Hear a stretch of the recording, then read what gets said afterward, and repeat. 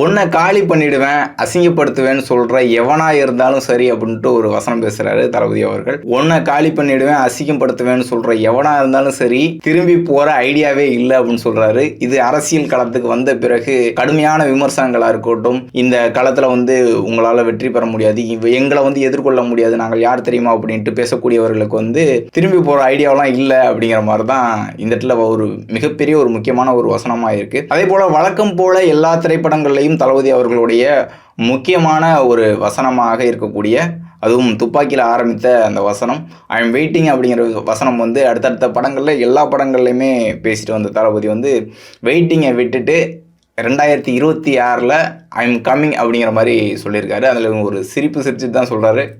I am வெயிட்டிங்லாம் இல்லை, I am coming அப்படிங்கிறார். அதாவது நான் வெயிட்லாம் பண்ணல, நான் வரேன் அப்படின்னே சொல்கிறாரு. 2026 தான் நம்ம அதை கனெக்ட் பண்ணி பார்க்க முடியுது.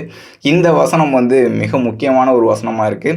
இது தேர்தல் காலத்திலையும் பொறுத்து பார்க்க வேண்டிய ஒரு சூழல் இருக்குது. 2026 தளபதியோட என்ட்ரி தான். தேர்தலாக இருக்கட்டும், அதே போல் சினிமாவாக இருக்கட்டும், இந்த பொங்கல் தளபதியோட பொங்கல் தான், இந்த ஜனநாயகன் பொங்கலாக தான் இருக்க போகுது. இந்த வருடமும் 2026 டிவிகேவுடைய தளபதி விஜய் அவர்களுடைய வெற்றி வருடமாக தான் இருக்க போகுது. நான் வரேன் அப்படிங்கிறத தளபதி அவர்கள் மறுபடியும் இந்த வசனம் மூலமாகவும் சொல்லியிருக்காரு. இதில் இன்னொரு விஷயம் ஒரு சிறப்பு தோற்றத்தில் தாவேகாவுடைய கொள்கை பரப்பு பொதுச் செயலாளர் அவர்கள் XIRS அருண்ராஜ் அவர்கள் ஒரு கேமியோ பண்ணியிருக்காரு. இதில் ஒரு காட்சிகள் வருது. அதில் மாற்றம் அப்படின்ட்டு கொடியில் தளபதியோட முகத்தை வச்சு ஒரு கொடி இருக்கு. அதில் நிறைய வசனங்கள் ரௌத்ரம் பழகு அப்படின்ட்டு இருக்கு, யாதும் ஊரே யாவரும் கேளீர் அப்படிங்கிற மாதிரி அரசியல் களத்தில் பயணிக்கிற மாதிரி இருக்கு. அதில் தளபதி வர்றாரு, தளபதி கூட அருண்ராஜ் அவர்களும் வரக்கூடிய காட்சிகள் நம்ம பார்க்க முடியுது. இதுவும் அரசியலாக தான் இருக்கு. இந்த இடத்துலையும் ஒரு அரசியல் கருத்து தான் இருக்கு. அதே போல இறுதியா எம்ஜிஆர் அவர்களுடைய சாட்டை நான் ஆணையிட்டால் அப்படிங்கிற ஒரு சாட்டை பிடிக்கிற மாதிரியான காட்சி.